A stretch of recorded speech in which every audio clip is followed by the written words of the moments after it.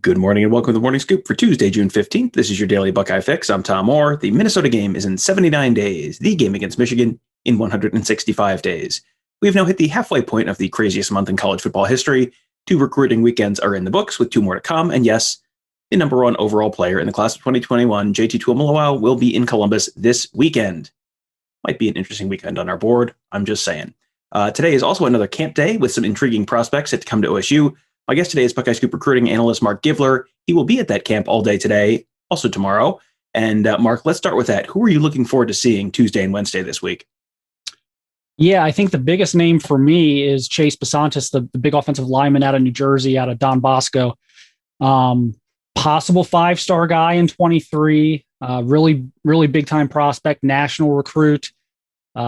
This is a guy that, these are the types of guys you want to get on campus early to kind of gauge where you're at. Feedback early on has been pretty positive for Ohio State that they're at least going to be in that top 3 or 4.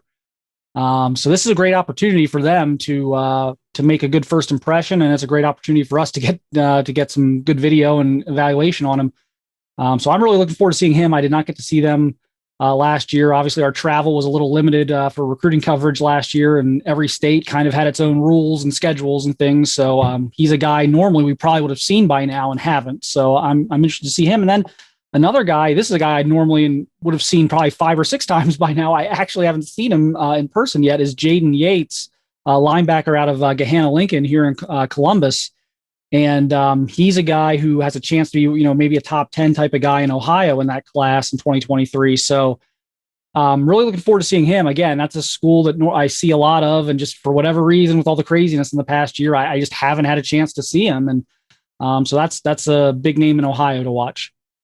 And I think looking back, you forget, it was really hard to get into a high school football game at points last fall. We would try and get into 3 or 4 or 5 different places before you found someone you could actually go see.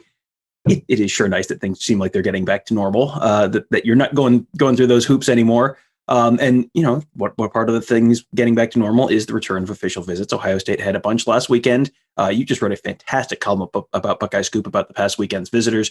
Members can find that on our Ask the Insiders board. Non-members can sign up at buckeyescoop.com to become members, and then they can find it on the Ask the Insiders board.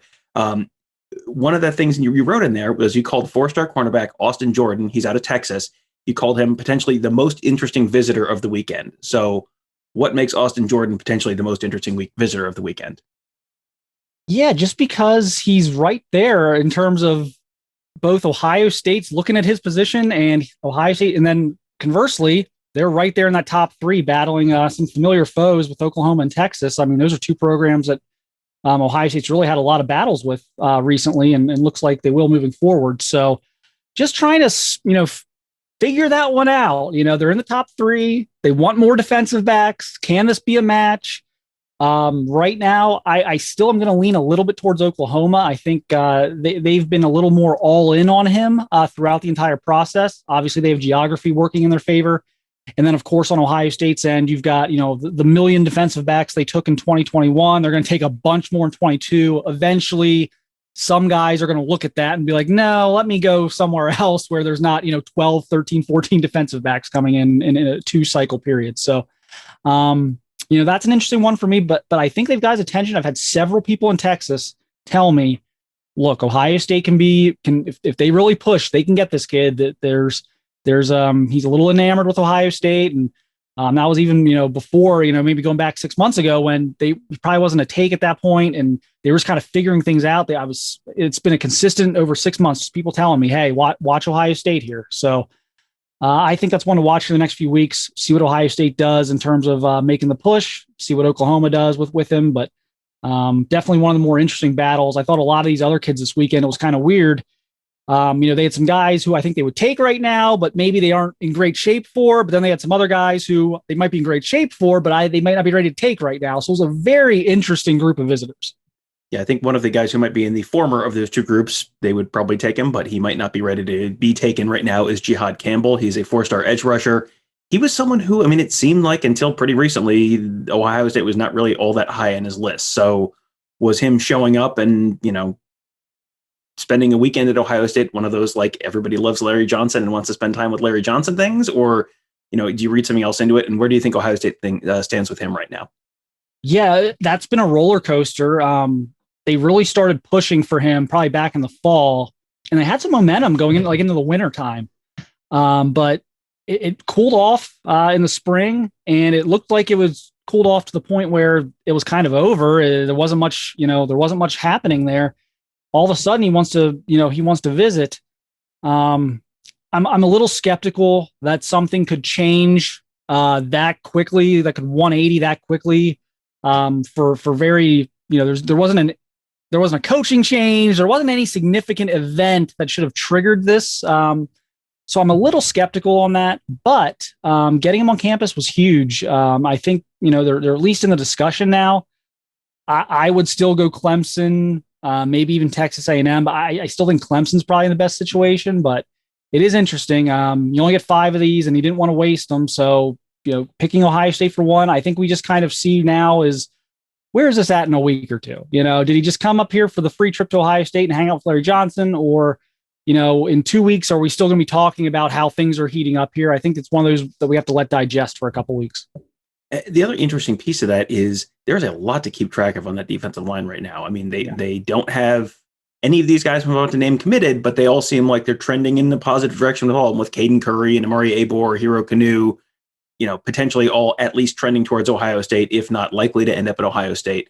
So it doesn't seem like there should be that many additional spots. So, I mean, how many guys can they really take at defensive line this cycle?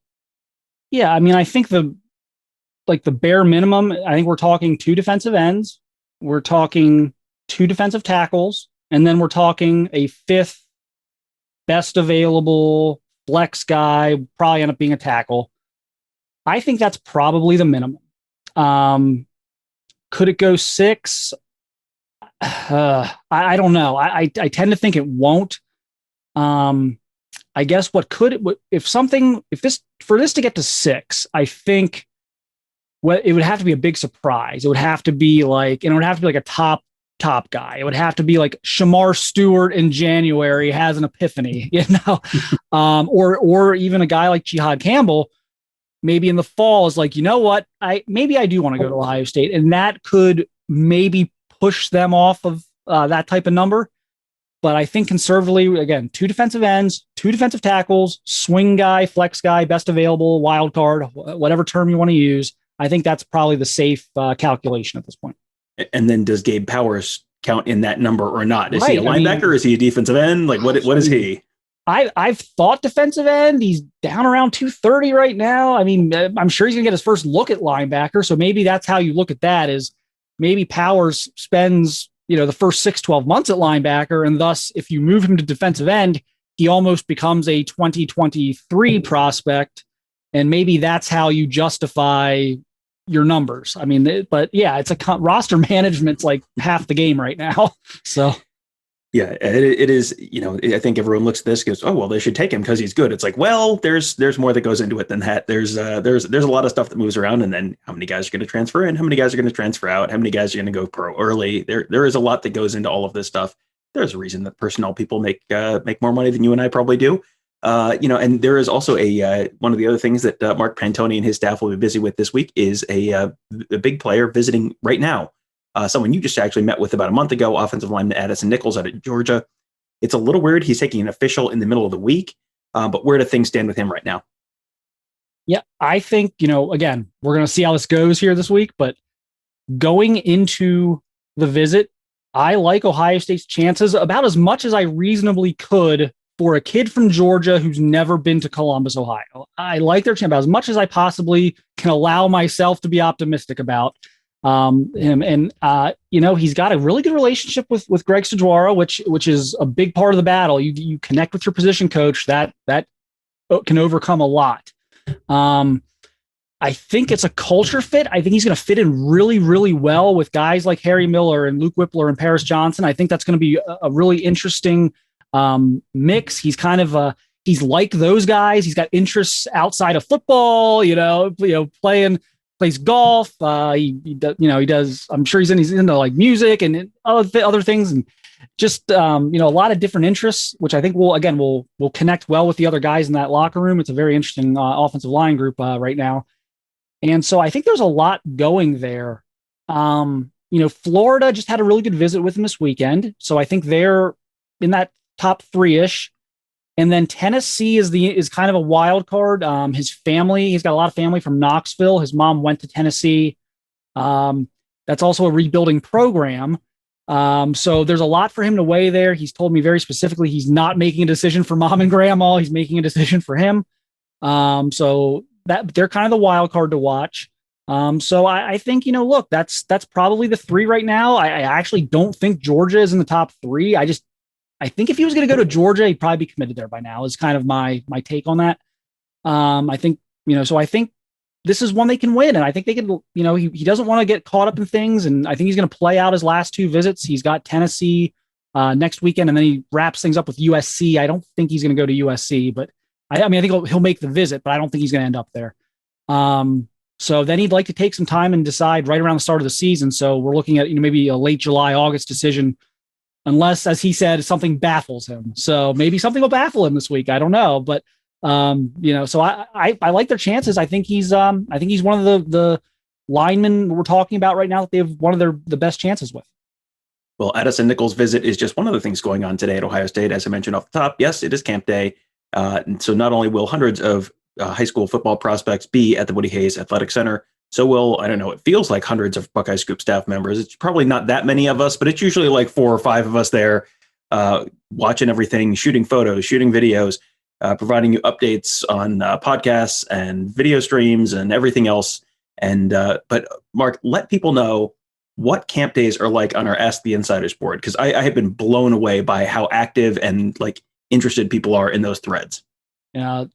Chaos. I mean, it's like we got questions from subscribers, we got commentary from subscribers, we're putting in video clips and little tweets and analysis and everything else. So I think it's very fast paced. We had like 10,000 views on our last one. There's hundreds of posts in there to sift through.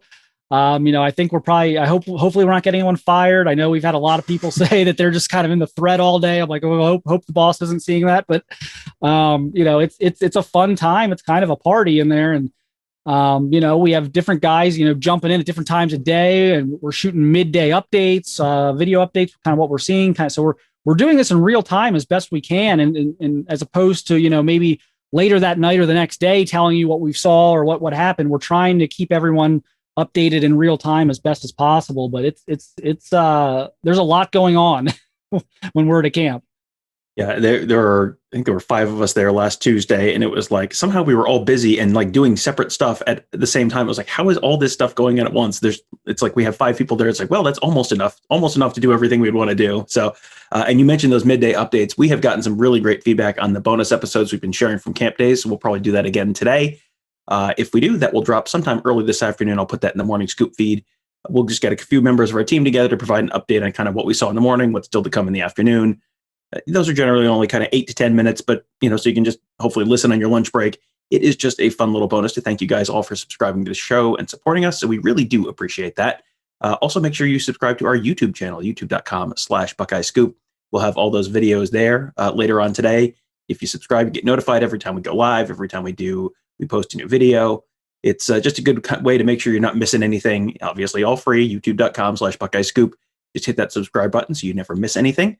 And also check out all of our great podcasts. We'll have a new episode of the Buckeye Weekly podcast with Tony Gerderman and I today, talking about the 12-team playoff and some thoughts on that. We had had Bill Bender on the morning scoop yesterday to talk about that. Tony and I are taking a little bit of a different spin on that. So that episode will be in your podcast feed today as well. And again, BuckeyeScoop.com. Just sign up to become a member. You get access to all that fun stuff, all those fun camp threads and all that on our board. But also you can win Nevada Bucks tickets to the Oregon game, 4 tickets to the Oregon game.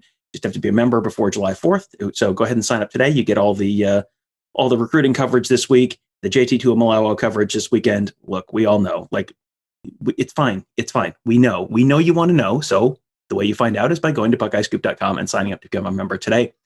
Get your JT Tuimoloau information, get Nevada's and Oregon tickets. This all seems like a pretty good deal. So sign up today at BuckeyeScoop.com. That'll do it for today. Thank you guys for joining us. Have a great day. We will talk to you tomorrow.